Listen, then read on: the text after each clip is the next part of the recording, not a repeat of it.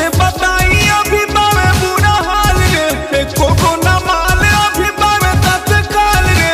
माल बिना नीक नहीं लागे नया साल रे। कोई के शादी चली गइल ससुराल रे, तनी को ना हमरो कोई लस ख्याल रे। माल बिना नीक नहीं लागे नया साल रे।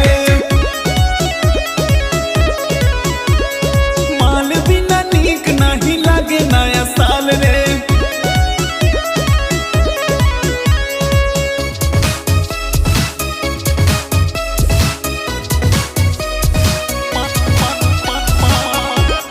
माल बिना नीक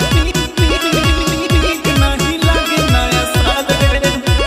ई हरदम रहेम हम तहरे नु साथ में, कैले रहली वादा हमारा से बरसात में। हे अरुण भागल करे कि हरदम रहेम हम तहरे नु साथ में, कैले रहली वादा हमारा से बरसात में। के कारण से कहे बाबू हम हाल चाल रे। माल बिना नीक नहीं लागे नया साल रे।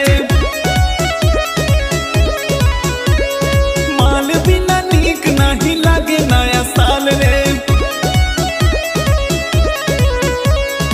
आदित्य रिकॉर्डिंग स्टूडियो सढ़वारा बाजार।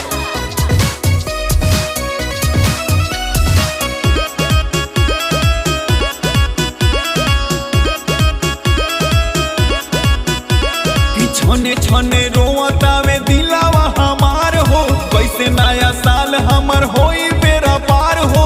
तेरा केस फोन करे लेकिन रे कि छने छने रोवता